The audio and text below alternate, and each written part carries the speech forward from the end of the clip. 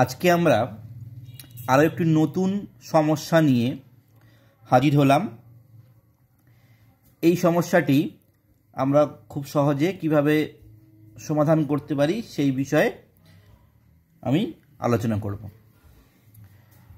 সমস্যাটি হলো, যদি 8 তারপর কি আছে, স্টার দেওয়া আছে, মানে ওটা একটা পুরো সংখ্যা, 8 স্টার 3 5 7 স্টার, মানে ওই জায়গাটায় একটা সংখ্যা হবে, সেই সংখ্যাটা আমরা নির্ণয় করব।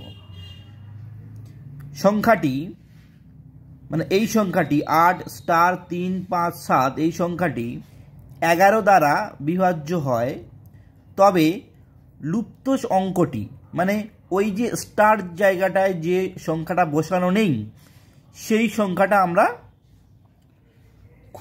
আজকে খুঁজব, যে কত হবে ওই লুপ্ত সংখ্যাটা কত, অর্থাৎ যে সংখ্যাটা নেই, লুকোনো সংখ্যা, সেটা আমরা নির্ণয় করব।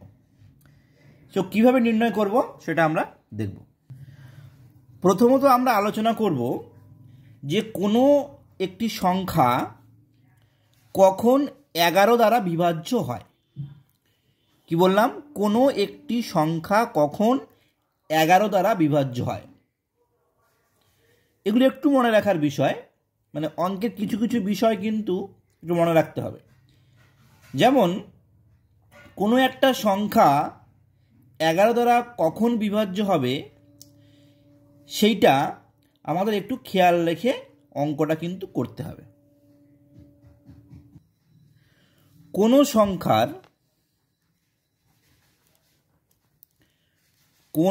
সংখ্যার জোড় ও বিজোড় স্থানের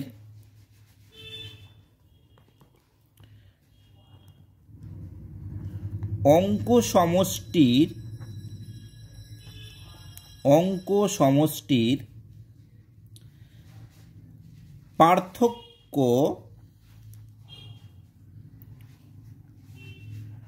0 বা 11 এর গুণিতক হলে সংখ্যাটি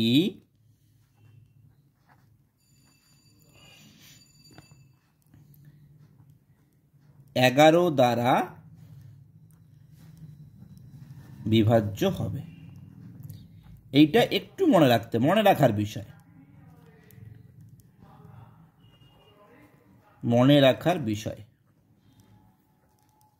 একটু মনে রাখতে হবে যে কোনো সংখ্যার জোড় ও বিজোড় স্থানের অঙ্ক সমষ্টির পার্থক্য 0 বা 11 এর গুণিতক হলে সংখ্যাটি 11 দ্বারা বিভাজ্য হবে। আমি এইটা একটু একটা উদাহরণের সাহায্যে একটুখানি বুঝিয়ে বলছি, তারপর আমি সমস্যাটা আসছি। আচ্ছা, কোনো সংখ্যার জোড় আর বিজোড় স্থানের অঙ্ক মানে কি বোঝাচ্ছে সেইটা আমি একটু আলোচনা করে দিই। আমি ধরে নিই, একটা সংখ্যা মনে করি 2 3 5 7 9, এটা 5 অঙ্কের একটি সংখ্যা। তো এর জোড় স্থানীয় আর বিজোড় স্থানীয় অঙ্ক বলতে কোনগুলো বোঝাচ্ছে? জোড় স্থান পজিশন, তাই তো? তাহলে 1 নম্বরের স্থানে কে আছে? 2 আছে। 2 নম্বরের স্থানে কে আছে? 3 আছে। 4 নম্বরের স্থানে কে আছে? 5 আছে, তাই না? 1 নম্বরে 2 আছে, 2 নম্বরে 3 আছে, 4 নম্বরে 5 আছে।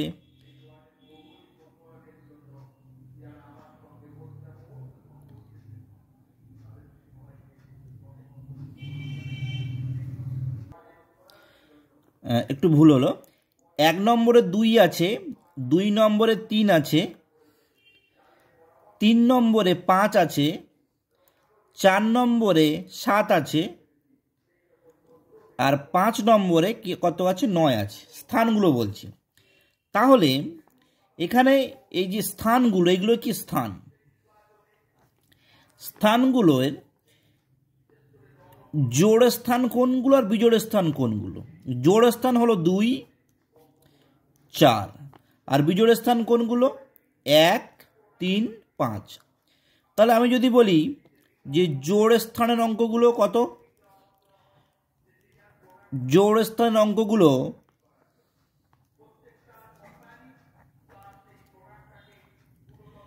কি কি না, 2 জোড় স্থান, সেখানে কি অঙ্ক আছে? 3। 4 জোড় স্থান, তাহলে সেখানে কি অঙ্ক আছে? 7। তাহলে 3 ও 7। আর বিজোড় স্থানের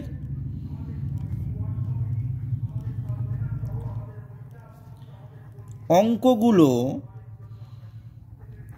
কি কি? 1 হচ্ছে বিজোড় স্থান, তাহলে 2, সেখানে অঙ্ক যেটা আছে। 3 হলো বিজোড় স্থান, তার অঙ্কটা কি আছে? 5। আর 5 হলো বিজোড় স্থান, সেখানে অঙ্কটা কি আছে? 9।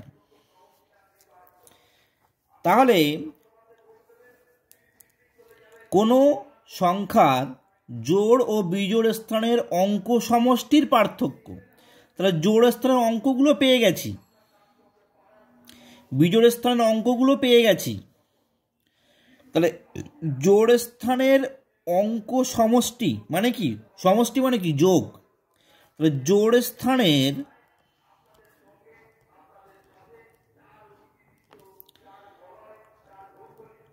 অঙ্ক সমষ্টি কত হবে?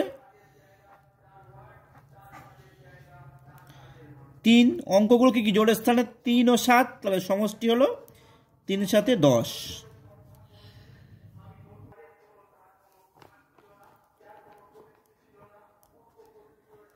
বিজোড় স্থানের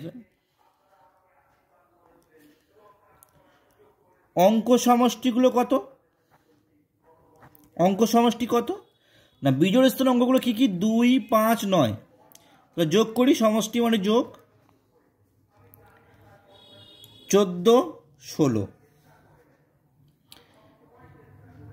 তাহলে কখন 11 দ্বারা বিভাজ্য হয় না, যদি এই জোড় ও বিজোড় স্থানের সমষ্টি পার্থক্য, জোড় ও বিজোড় স্থানের অঙ্ক সমষ্টির পার্থক্য যদি 0 হয়, তাই তো? তাহলে অঙ্ক সমষ্টির পার্থক্য মানে কত? 16 - 10 পার্থক্য, 16 - 10। তাহলে 16 আর 10 বিয়োগ করে দেখি কত হচ্ছে? 6 হচ্ছে। তাহলে 0 হচ্ছে না, 0 হচ্ছে না,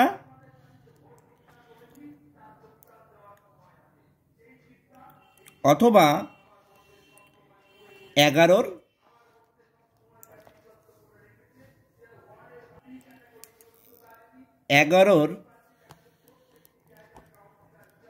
গুণিতকও হচ্ছে না। সুতরাং এই সংখ্যাটা, অর্থাৎ 2, 3, 5, 7, 9, এই সংখ্যাটা কিন্তু 2, 3, 5, এই 2, 3, 5, 7, 9 এটা কিন্তু 11 দ্বারা বিভাজ্য হচ্ছে না। যদি এখানে এই যে বিয়োগফলটায় যদি এখানে 0 বা 11-র গুণিতক হতো, 11 গুণিতক মানে 22, 33, 44, 55 এরকম হতো, তাহলে কিন্তু এই যে 2, 3, 5, 7, 9 সংখ্যাটা 11 দ্বারা বিভাজ্য হতো। এখন আমাদের দেখতে হবে আসল যে আমি যে অঙ্কটা নিয়ে আজকে আলোচনা করছি, সে অঙ্কটা যদি এই সংখ্যাটি 11 দ্বারা বিভাজ্য হয়, তবে লুপ্ত অঙ্কটি কত হবে, এটা নিয়ে আলোচনা করছি। তাহলে আমাদের যে সংখ্যাটা 8 * 3, 5, 7, প্রথমে 1 নম্বর দিই, 1 নম্বর স্থান, 2 নম্বর স্থান, 3 নম্বর স্থান, 4 নম্বর স্থান, 5 নম্বর স্থান। তাহলে এখানে জোড় স্থানের অঙ্কগুলো কি কি হচ্ছে এটা দেখে নিই। 2 জোড় স্থান, 4 জোড় স্থান। তাহলে জোড় স্থানীয় অঙ্কগুলো সমষ্টি কত হচ্ছে? জোড় স্থানের অঙ্কগুলির সমষ্টি, একটা হলো স্টার আর একটা হলো 5। অঙ্কগুলি কি? এগুলো কিন্তু স্থান, বারবার বলছি, 1 2 3 4 5 এগুলো কিন্তু স্থান। অঙ্কগুলি কি কি? 8 স্টার 3 5 7। তাহলে জোড় স্থানে কি? 2 জোড় সংখ্যা, 4 জোড় সংখ্যা, তাহলে জোড় স্থান কোনটা? 2। 2-এ কে আছে? স্টার। 4-এ কে আছে? 5। তাহলে স্টার যোগ 5 হয়ে গেল। এবার বিজোড় স্থানের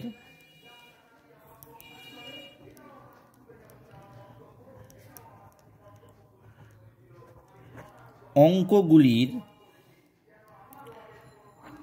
সমষ্টি। বিজোড় স্থান মানে 1 3 5। তাহলে কে আছে? 1-এ কে আছে? 8 আছে। 3-এ কে আছে? 3 নিজেই। 5-এ কে আছে? 7 আছে। যোগ করে কত দাঁড়াচ্ছে? 8 7 8 3 11 আর 7 18। এবার আমরা পার্থক্য দেখব। পার্থক্যটা কত হবে? 11 দিয়ে বিভাজ্য হবে। পার্থক্যটা কত হবে? 11 দিয়ে বিভাজ্য হবে। কি বললাম? যে জোড় স্থানের অঙ্কগুলির সমষ্টি ও বিজোড় স্থানের অঙ্কগুলির সমষ্টির পার্থক্য হয় 0 হবে, নতুবা 11-র গুণিতক হবে। আমি ধরে নিলাম 11-র গুণিতক কে? 11 নিজেই। 11 কে 11 হয়, 11 গুণে 22 হয়। আমি সবথেকে ছোট যে গুণিতকটা 11 সেটা নিচ্ছি। যে জোড় স্থান আর বিজোড় স্থানের পার্থক্য, জোড় স্থান আর বিজোড় স্থানের পার্থক্য, জোড় স্থান বিজোড় স্থান, জোড় স্থান এবং বিজোড় স্থানের পার্থক্য, সেটা আমি নিয়ে করছি। কি না, এদিকে কত এসছে? 18। 18 বিয়োগ স্টার প্লাস 5 পার্থক্য কত হচ্ছে? ধরলাম সব থেকে ছোট 11, সব থেকে ছোট গুণিতক হচ্ছে, সেটা হলো 11। কারণ যেহেতু 11 দ্বারা বিভাজ্য হবে, তার মানে কি? ওই যে বিয়োগ ফলটা আমি এখানে দেখালাম, যে বিয়োগ ফলটা হয় 0 আসতে পারে অথবা মিনিমাম 11-র গুণিতক হবে। তবে ধরলাম 11-এর গুণিতক কে? 11, তারপর 22 23, তাই 11ই ধরলাম আমি। তাহলে এখানে বিয়োগ করলে কি দাঁড়াচ্ছে? 18 মাইনাস স্টার প্লাসে মাইনাসে -5 ইকুয়াল টু 11। তাহলে কি হচ্ছে? 13 মাইনাস স্টার ইকুয়াল টু 11। তাহলে 13 11 এদিকে এলে কি হয়ে যাবে? মাইনাস স্টার এদিকে গেলে প্লাস। তাহলে 2 সমান স্টার, বা কি লিখতে পারি? স্টার সমান 2। প্লাসে মাইনাসে মাইনাস স্টার, প্লাসে মাইনাসে মাইনাস। 18 আর 5 বিয়োগ হলে 13 হচ্ছে। 11 এদিকে এলে কি হয়ে যাবে? মাইনাস, মাইনাস স্টারটা এদিকে গেলে প্লাস স্টার। তাহলে 2 সমান স্টার বা স্টার সমান 2। তাহলে স্টারের মানটা কত হলো? 2 হলো। অর্থাৎ যে সংখ্যাটার লুপ্ত যে অঙ্কটা, লুপ্ত অঙ্কটা কত হলো? স্টার মানে হলো 2। তাহলে সংখ্যাটা কত হবে? 8 হবে, 2 হবে, তারপর 3 5 7। এইটাই হচ্ছে আমাদের উত্তর। একটু বোঝাতে গিয়ে কিন্তু, এই জিনিসটা বোঝাতে গিয়ে আমি কিন্তু এইটা একটু বেশি করে বোঝালাম এই পর্যন্ত। ঠিক আছে?